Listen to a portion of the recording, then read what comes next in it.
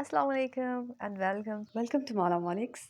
आज की इस वीडियो में मैं ना आपके साथ अपनी ईद की शॉपिंग के कुछ क्लिप्स शेयर करूंगी और साथ ही मैं आपके साथ अपनी खूबसूरत सी सिटी का खूबसूरत सा क्राउडी व्यू शेयर करती हूँ।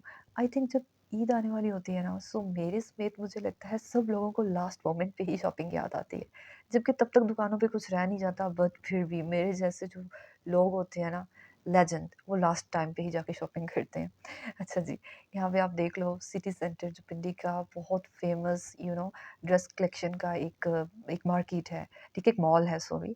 सो वहाँ पे जाके कोई लड़की ऐसी नहीं है जिसके पर्स जो है ना वो बच के, मतलब उसमें पैसे बच के वापस आ जाएँ। यहाँ पे हम लोग गोंगे ना, इस तरह की वैरायटी होती है कि ना चाहते हुए भी आप कुछ ना कुछ बाय कर लेते हो। सो जी 2 घंटे पूरे मॉल का चक्कर लगाने के बाद फाइनली मैं यहाँ पे स्टक शॉप पे बैठ गई थी। इतनी बुरी तरह से मैं थक चुकी थी कि चलने का वो हो ही नहीं रहा था, लाइक इतना। और 2 घंटे फिरने के बाद भी मुझे कुछ, मतलब चीज़ें इतनी लेने के बाद भी मेरा बहुत कुछ रह गया था। और साथ ही यहाँ पे ये खुद से आप देखो, या ईद आने वाली हो ना, तो जब तक आपके पास ये ट्रेंडिंग चीज़ें ना हो ना, तो ईद कम-कम लगती है।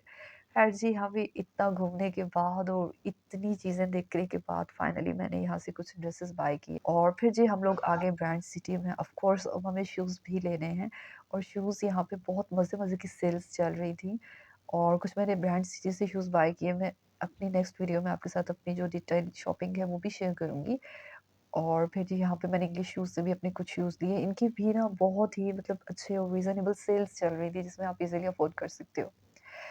और अब इतनी चीज़ें हो गई हैं और इतना, मतलब लाइक कपड़े आ गए, जूते आ गए, तो ज्वेलरी के बगैर तो ईद अधूरी रह जाती है ना।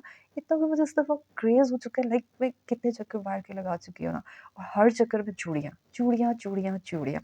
लाइक इतना, मतलब मैं चाहती हूँ अभी ना वो चूड़ियों की जो स्टॉल्स होते हैं उसमें इतनी प्यारी लग रही होती हैं कि आपका दिल करता है कि आप बाय करो। हालाँकि मैं चूड़ियों की शौकीन नहीं हूँ, मैं चूड़ियों से बचने वाली बंदी हूँ, बट पता नहीं इस दफ़ा मुझे बहुत प्यारी लग रही है और मैंने इतनी अभी तक बाय कर ली है ना हर ट्रिप। अच्छा, इसके अलावा ये वाली जो ज्वेलरी है ना, ये स्टॉल पे ये रिंग्स, ये मुझे बहुत ज़्यादा मज़े की लगी और सबसे बड़ी मज़े की बात पता है क्या है?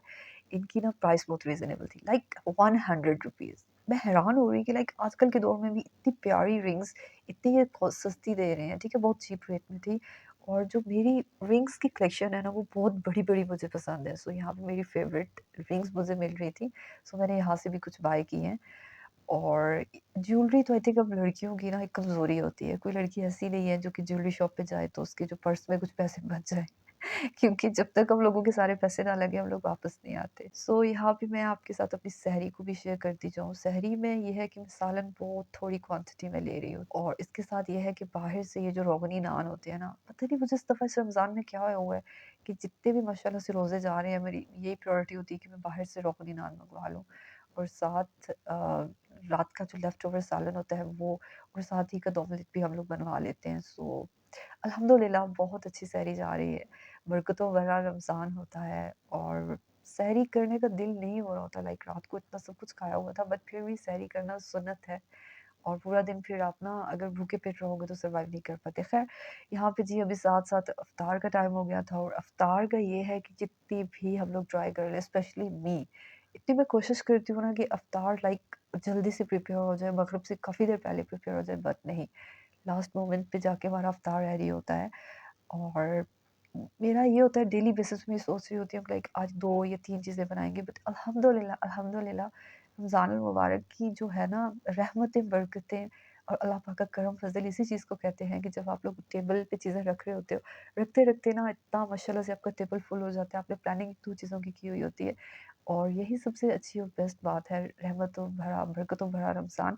एंड आई प्रे कि अल्लाह पाक हम सबके ऊपर अपना करम फ़ज़ल हमेशा दायम-ओ-दाम रखें। आमीन सुम्मा आमीन।